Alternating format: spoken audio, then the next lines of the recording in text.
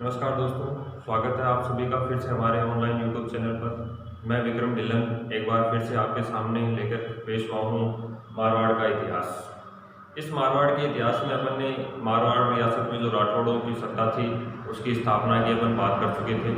ठीक है, इसके प्रमुख शासकों की अपन बात कर चुके थे, जैसे राव मालदेव थे, मारवाड़ का क्या थे, पितृहंता थे। इसके अलावा अपन ने बात कर ली थी अंतिम शासक राव चंद्रसेन की, जो भी अपना लास्ट वीडियो था इसमें अपन ने बात कर ली थी राव चंद्रसेन की। तो देखो दोस्तों, चंद्रसेन के बारे में कुछ और बातें कि जब इनका देहांत हुआ था, ठीक है, सचियाप नामक स्थान पर इनका क्या हो गया था, देहांत हो गया था। ठीक है, तो देखो राव चंद्रसेन को क्या कहा जाता है, मारवाड़ का प्रताप कहा जाता है। ठीक है, ये अपनी बात हो गई थी, मारवाड़ का क्या कहा जाता है, इन्हें प्रताप कहा जाता है या प्रताप का पथ प्रदर्शक अग्रगामी कहा जाता है। ठीक है, क्यों? क्योंकि देखो जिस प्रकार महाराणा प्रताप ने अकबर की अधीनता को स्वीकार नहीं किया था, उसी प्रकार चंद्रसेन ने भी अकबर की अधीनता को स्वीकार नहीं किया था। ठीक है, तो इसी वजह से इन्हें मारवाड़ का क्या कहा जाता है, प्रताप कहा जाता है। इन्हें कहा जाता है भूला बिसरा राजा, क्योंकि जो प्रसिद्धि अकबर को मिली थी, जो प्रसिद्धि महाराणा प्रताप को मिली थी वो किसको नहीं मिल पाई थी, चंद्रसेन को नहीं मिल पाई थी। इसलिए इन्हें क्या कहा गया, भूला बिसरा राजा कहा गया।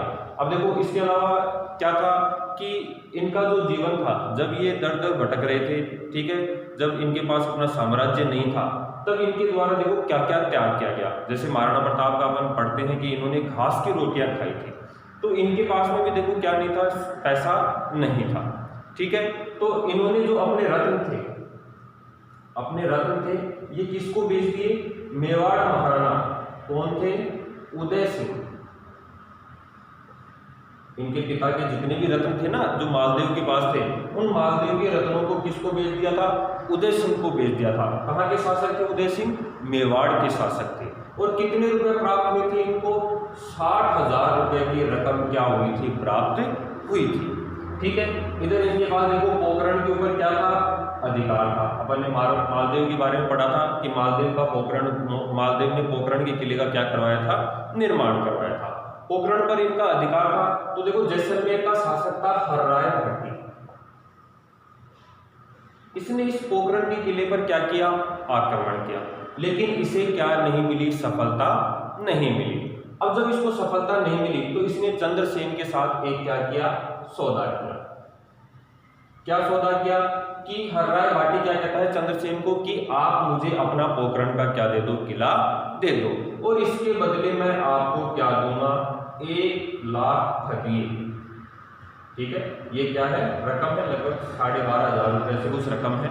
ठीक है, तो ये रकम किसको देता है, चंद्रसेन को देने की बात करता है और कहता है कि जिस दिन आप अपना जोधपुर शासक वापस प्राप्त कर लोगे, जिस दिन आप मारवाड़ के वापस शासक बन जाओगे, तब मेरे पैसे मुझे वापस दे देना और अपना पोखरण का किला क्या कर लेना, वापस ले लेना। ठीक है, तो इस कारण इन्हें अपनी संपत्ति को क्या करना पड़ा था, बेचना पड़ा था। अपनी सेना को संगठित करने के लिए, सेना का खर्चा चलाने के लिए इन्हें क्या करना पड़ा था, इन सब चीजों को बेचना पड़ा था। ठीक है, अपन ने बात की थी कि कुछ इतिहासकार तो कहते हैं कि सचियाप नामक स्थान पर इनकी क्या हो गई थी, साधारण मृत्यु हो गई थी। लेकिन कुछ इतिहासकार यूं कहते हैं कि राव चंद्रसेन ने क्या की थी, अपने जीवन के अंतिम समय पर एक स्थान है दूंदोड़, इस दूंदोड़ नामक स्थान पर इन्होंने क्या किया था, आक्रमण किया था। ठीक है, यहाँ के शासक कौन थे, वैरसल। ठीक है, तो देखो इस आसपास क्षेत्र के जितने भी शासक थे इन्होंने क्या कर ली थी, चंद्रसेन के पास वापस क्या चले गए थे, सेवा में चले गए थे, जितने भी राजपूत शासक थे। लेकिन ये वैरसल क्या नहीं गया, चंद्रसेन की सेवा में नहीं गया। अब चंद्रसेन की सेवा में नहीं किया तो अन्य राठौड़ सरदारों ने इसको समझाया कि आप क्या करो, चंद्रसेन का इस समय क्या करो, सहयोग करो। ठीक है, क्योंकि दर दर भटक रहे थे, साम्राज्य इनके पास था नहीं।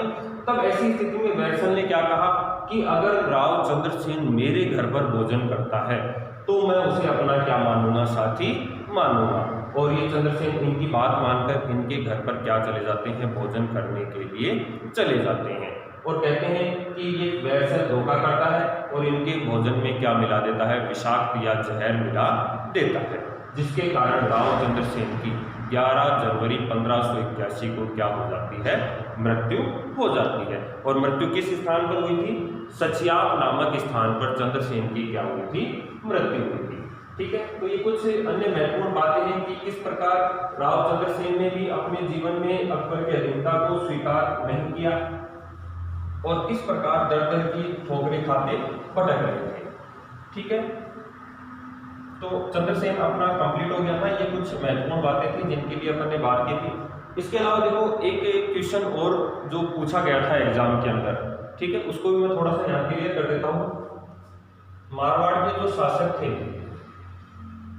मालदेव, मारवाड़ के शासक कौन, मालदेव। ठीक है, पितृहंता हसमत वाला शासक कहा था इनको अपन ने। ठीक है, इस मालदेव के एक क्या थे, दरबारी विद्वान।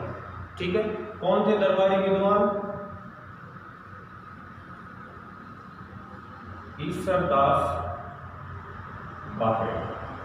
ठीक है, दरबारी विद्वान कौन थे, ईश्वरदास भारे। ठीक है, इनके द्वारा क्या लिखा गया था, एक ग्रंथ लिखा गया था। और कौन सा ग्रंथ लिखा गया था, हाला झाला री कुंडली। एक कौन सा ग्रंथ लिखा गया था, देवयान।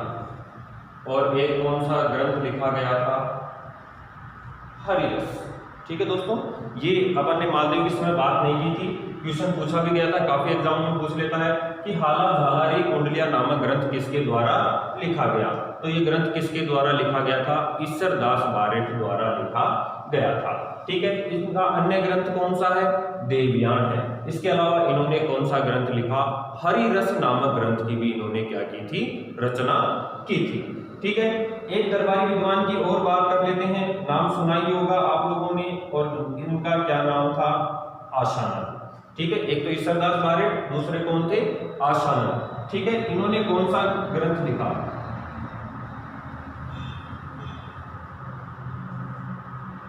बाधा भारमलीरा दूहा। ठीक है, और एक और कौन सा लिखा, उमादे भट्टाणी रा कवि। ठीक है, मालदेव के बारे में अपन ने बात की थी कि मालदेव की जो एक दासी थी, दासी का क्या नाम था, भारमली। और इनकी रानी कौन थी, उमादेव, जो विवाह की पहली रात को ही क्या हो गई थी, रूठ गई थी। इतिहास में किस नाम से प्रसिद्ध हुई थी, रूठी रानी के नाम से क्या हुई थी, प्रसिद्ध हुई थी। तो ये ग्रंथ आशानंद द्वारा कौन सा ग्रंथ लिखा गया, बाधा भारमलीरा दूहा और उमादे भट्टाणीरा कवि। तो ये दोनों दरबारी विद्वान इंपॉर्टेंट है और इनके द्वारा जो ग्रंथ लिखे गए हैं ये भी महत्वपूर्ण है, ये अपने को क्या करने हैं, याद करने हैं। ठीक है, तो आज अपन हम बात करते हैं आगे के इतिहास की, मारवाड़ की।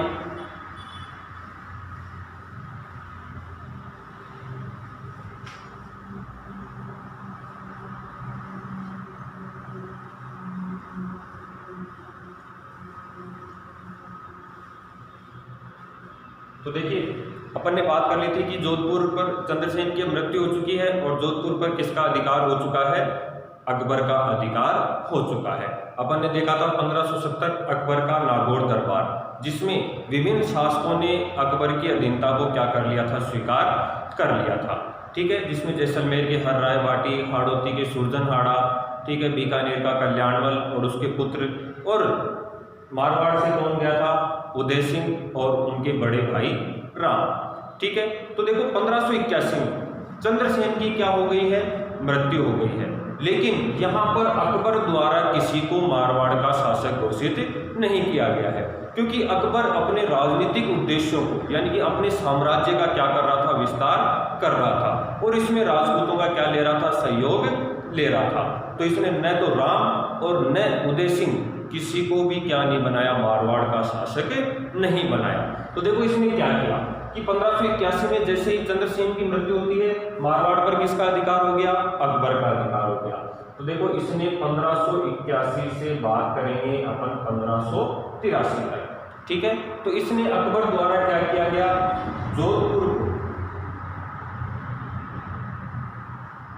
जोधपुर को क्या घोषित किया,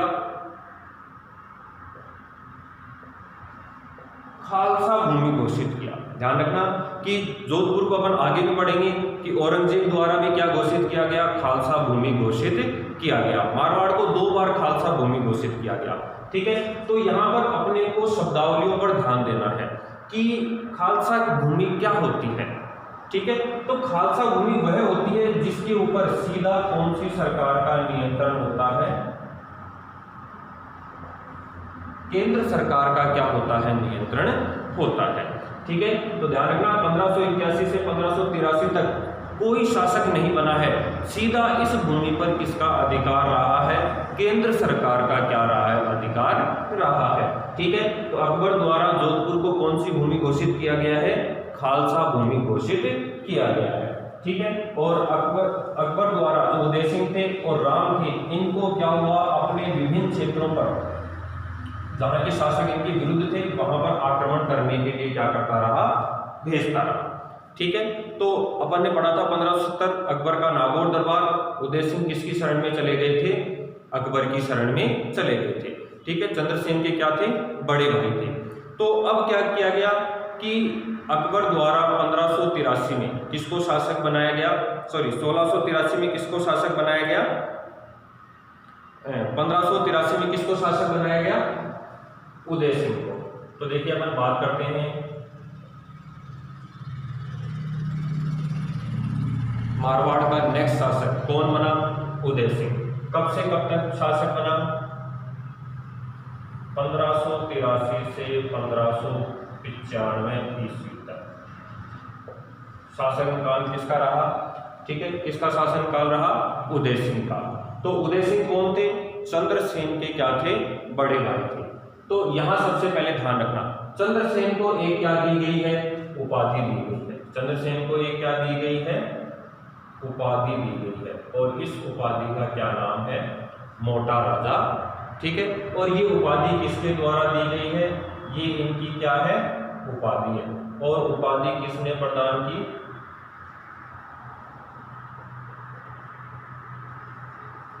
अकबर द्वारा इन्हें क्या की गई, ये उपाधि प्रदान की गई। ठीक है, देखो शरीर से मोटे थे। ठीक है, तो इस वजह से अकबर इन्हें क्या कहता था, मोटा राजा उदय सिंह कहता था। तो इतिहास में ये किस नाम से प्रसिद्ध हुए, मोटा राजा उदय सिंह के नाम से प्रसिद्ध हुए। 1581 से 83 तक जोधपुर क्या रहा, खालसा भूमि रहा, और 1583 से फिर 95 तक शासक कौन बना, मोटा राजा उदय सिंह। और उपाधि किसके द्वारा प्रदान की गई, अकबर द्वारा इन्हें मोटा राजा की क्या की गई, उपाधि प्रदान की गई। ठीक है, तो अब देखो यहाँ पर एक जो क्वेश्चन बनता है सबसे महत्वपूर्ण इंपॉर्टेंट क्वेश्चन कि पूछा गया था, मारवाड़ का प्रथम शासक जिसने अकबर की अधीनता को क्या कर लिया, स्वीकार कर लिया, तो वो कौन हुआ, मोटा राजा उदय सिंह। तो मारवाड़ का ये क्या है, प्रथम शासक जिसने किसकी अधीनता को स्वीकार किया, अकबर की अधीनता को क्या किया,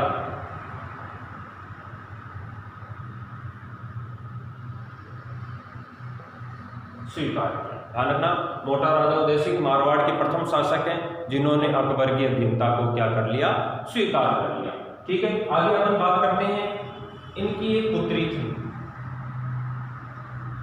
पुत्री का क्या नाम था, मानबाई।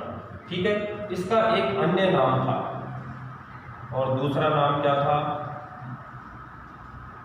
जगत गोसाई। ठीक है, मोटा राजा उदय सिंह की पुत्री कौन, मानबाई, या जिसे किस नाम से जानते हैं, जगत गोसाई। और इसका विवाह, ये इंपॉर्टेंट है, ध्यान रखना, विवाह किसके साथ हुआ, सलीम। और सलीम को अपन किस नाम से जानते हैं, जहांगीर। ठीक है, अकबर का पुत्र था, शेख सलीम चिश्ती के आशीर्वाद से जिनका जन्म हुआ था, तो इनका विवाह, ठीक है, जगत गोसाई का विवाह किसके साथ हुआ, सलीम जहांगीर के साथ। और फिर इतिहास में इन्हें किस नाम से जाना गया, जोधाबाई के नाम से ये क्या हुई, प्रसिद्ध हुई।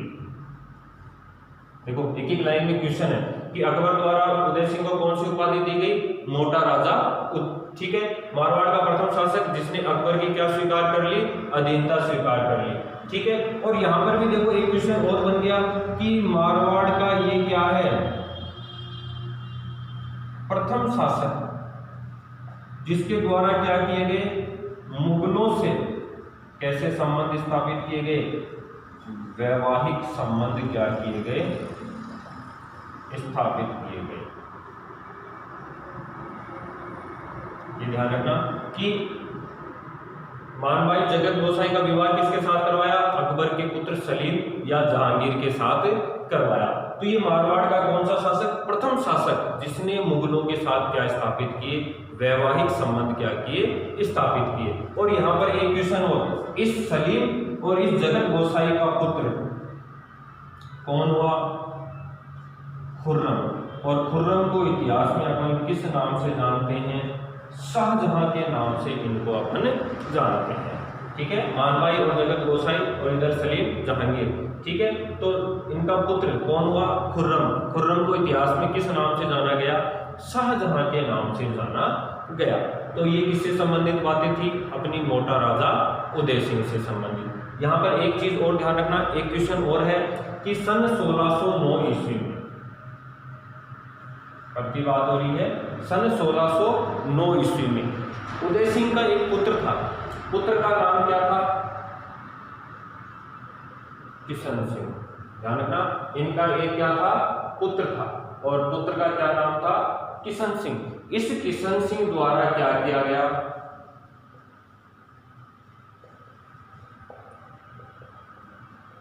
किशनगढ़ में राठौड़ सत्ता की क्या की गई, स्थापना। ठीक है, जिस प्रकार अपन ने पढ़ा था कि मारवाड़ में राठौड़ वंश के संस्थापक कौन थे, राव सिंहा। तो इसी प्रकार किशनगढ़ में राठौड़ सत्ता की स्थापना किसके द्वारा की गई, उदय सिंह के पुत्र किशन सिंह द्वारा मारवाड़ में कौन सी सत्ता, राठौड़ सत्ता की क्या की गई, स्थापना। ठीक है, तो देखो जोधपुर से शुरू हुआ था मारवाड़, जोधपुर से शुरू हुआ था राठौड़ों का वंश, बीकानेर गया, मेड़ता गया, और अब कहां पर चला गया है ये, ठीक है, यहाँ ध्यान रखना कहां पर गया है, किशनगढ़ चला गया है। तो ये मोटा राजा उदय सिंह से संबंधित क्या थी, महत्वपूर्ण बातें थी। तो 1595 में इनका क्या हो जाता है, देहांत हो जाता है, और तब इनका पुत्र सूर सिंह क्या बनता है, मारवाड़ का अगला शासक बनता है।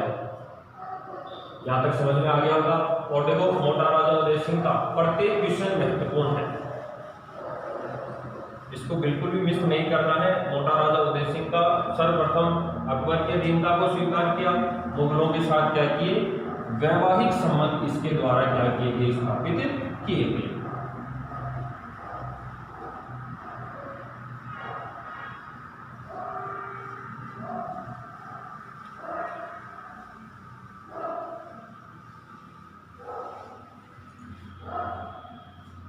ठीक है, इसके बाद अपन ने देखो चंद्रसेन के समय मैंने बात कर ली थी कल्ला रायबलोद, ठीक है, जो उदय सिंह के छोटे भाई के क्या थे, पुत्र थे। तो ये कल्ला रायबलोद के समय सिवाना दुर्ग का क्या हुआ था, दूसरा शाखा हुआ था, और कल्ला रायबलोद द्वारा पृथ्वीराज राठौड़ से आपने क्या लिखवाए गए थे, मरसिए लिखवाए गए थे। यानी कि किस तरीके से वो युद्ध भूमि में मरेंगे, इसकी हमें क्या मिलती है, जानकारी मिलती है। तो आगे अपन बात कर लेते हैं मारवाड़ के नेक्स्ट शासक, और कौन बने, सूर सिंह।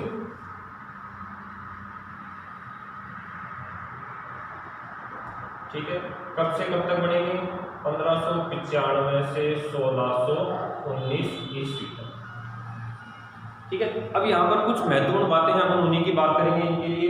एक तो देखो इनका शासन था 1595 से क्या रहा है, 1619 रहा है। तो अपन मुगल वंश में बात करें तो मुगल वंश में देखो अपन ने बात कर ली थी हुमायूं। हुमायूं का जीवन का कब से कब तक रहा है, देखो 1526 से 30 तक तो किसका शासन काल था, अकबर का।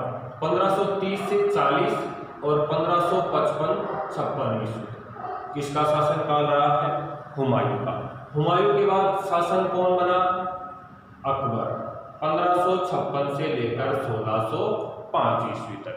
ठीक है, 1605 ईस्वी में अकबर की क्या हो गई, मृत्यु हो गई, और अकबर के बाद इनका पुत्र जहांगीर क्या बना, शासक बना, 1605 से लेकर 1627 ईस्वी तक। और जहांगीर के बाद शासक कौन बना, खुर्रम या इतिहास में जिसे किस नाम से जाना जाता है, 1627 से 1658। ठीक है, मृत्यु नहीं हुई है शाहजहां की 1658 में, बीमार पड़ गए थे 1658 में।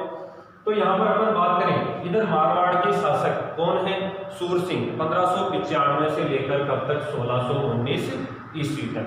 तो देखो दो मुगल शासकों के समकालीन।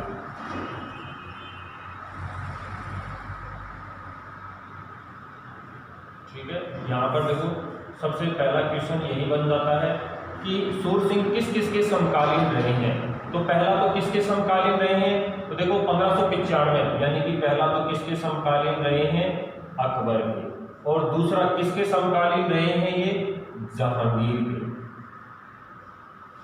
ठीक है, तो सूरसिंह की जो महत्वपूर्ण बातें हैं, पहली महत्वपूर्ण बात, कितने मुगल शासकों के समकालीन रहे हैं, दो मुगल शासकों के, एक तो कौन, अकबर, और दूसरा कौन है, जहांगीर।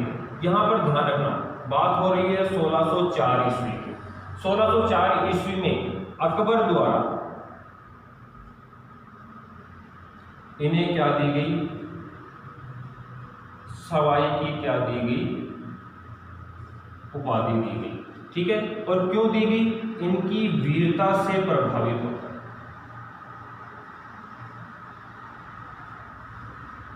इनकी वीरता से प्रभावित होकर अकबर द्वारा इन्हें किसकी उपाधि प्रदान की गई, सवाई राजा की क्या की गई, उपाधि प्रदान की गई। किसके द्वारा, अकबर के द्वारा। ध्यान रखना दोस्तों, किसके द्वारा प्रदान की गई है ये सवाई की उपाधि, अकबर के द्वारा। क्यों, इनकी वीरता से प्रभावित होकर। आपने मेवाड़ का इतिहास पढ़ा होगा, नवंबर 1613 ईस्वी। ठीक है, खुर्रम का क्या था, मेवाड़ अभियान। ठीक है, कि अमर सिंह पर दबाव बनाने के लिए क्या था, खुर्रम सेना लेकर आता है अजमेर से। तो उस सेना में सहयोग किसके द्वारा किया गया, खुर्रम का। इसमें क्या था, खुर्रम का सहयोग किसने किया, सूरसिंह ने इनका क्या किया, सहयोग किया। ठीक है, ध्यान रखना क्वेश्चन यहाँ पर कि सूरसिंह कितने शासकों के समकालीन है, दो शासकों के क्या है, समकालीन है। दो शासक कौन कौन से हैं, एक तो अकबर और दूसरा जहांगीर। ठीक है, 1604 ईस्वी में अकबर द्वारा इन्हें कौन सी उपाधि प्रदान की गई, सवाई की क्या की गई, उपाधि प्रदान की गई, इनकी वीरता से प्रभावित होकर। ठीक है, खुर्रम का जो मेवाड़ अभियान था, इसमें सहयोग किसके द्वारा किया गया, सूरसिंह के द्वारा इनका क्या किया गया, सहयोग किया गया। नेक्स्ट शासक की अपन बात कर लेते हैं कि सूरसिंह के बाद कौन शासक बनते हैं। तो नाम आप लोगों ने सुना ही होगा,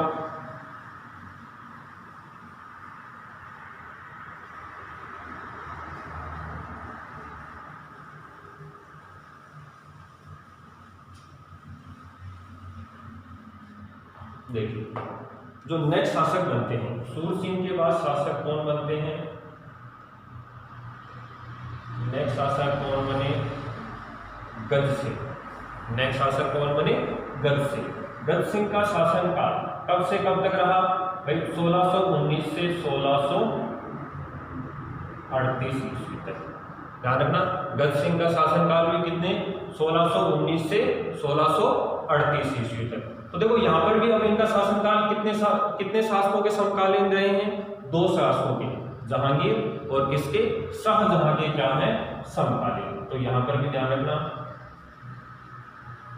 जहांगीर और किसके,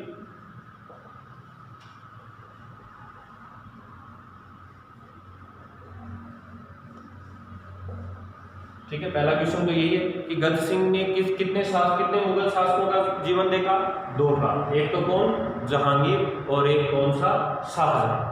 ठीक है, एक अपन बात करेंगे कि गज सिंह को एक क्या प्रदान की गई है,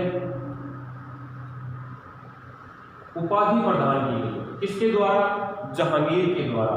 और कौन सी उपाधि प्रदान की गई है, दलथंबन। दलथंबन की क्या दी गई है, उपाधि दी गई है। और दलथंबन का क्या अर्थ होता है,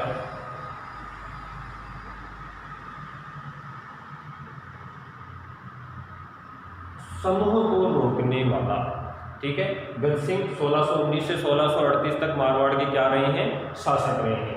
ठीक है, कितने शासकों के समकालीन, जहांगीर और शाहजहां के क्या रहे हैं, समकालीन रहे हैं। कौन सी उपाधि दी गई है? जहांगीर द्वारा दलथंबन की इन्हें क्या दी गई है? उपाधि दी गई है। क्यों दी गई है?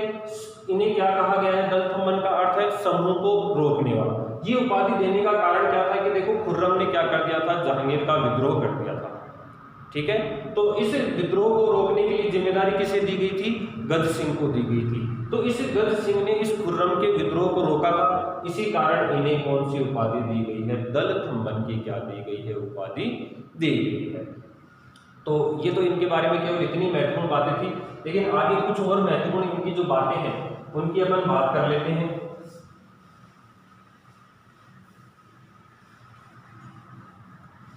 अब देखो गज सिंह के बारे में एक छोटी सी कहानी है, इसके अपने को याद करना है कि गज सिंह के पुत्र,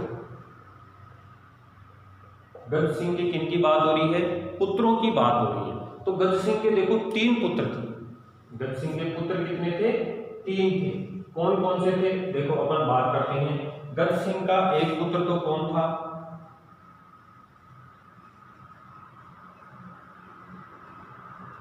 अमर सिंह राठौर। दूसरा पुत्र कौन सा था? जसवंत सिंह। और तीसरा पुत्र कौन सा था? अचल सिंह। ठीक है, इतिहास में अपने को अचल सिंह का नाम बहुत कम देखने को मिलता है। वो इसलिए क्योंकि बचपन में ही इनकी क्या हो गई थी? मृत्यु हो गई थी। ठीक है, अचल सिंह की बचपन में ही क्या हो गई थी? मृत्यु हो गई थी। ठीक है, तो इनका नाम तो अपन इतिहास में बहुत कम देखते हैं कि इनका कोई पुत्र भी था अचल सिंह का नाम से। अपन ज्यादातर क्या देखते हैं कि गज सिंह के कितने पुत्र थे? 2 पुत्र। बड़ा बेटा कौन? अमर सिंह राठौर। और दूसरा छोटा बेटा कौन? जसवंत सिंह। तो देखो अपन यहाँ पर इनके पुत्रों की बात कर रहे हैं, मतलब यहाँ पर कुछ ना कुछ इतिहास में क्या होने वाली है? गड़बड़ होने वाली है। तो देखो क्या गड़बड़ हुई कि अमर सिंह राठौर क्या थे? बहुत गुस्सेल थे। ठीक है, तेज तर्रार शासक थे, इनको गुस्सा बहुत जल्दी आता था। ठीक है, तो अब क्या हुआ कि इन गज सिंह की एक पासवान थी, आगरा की रहने वाली गज सिंह की एक क्या थी? पासवान। और पासवान का क्या नाम था? अनारा बेगम।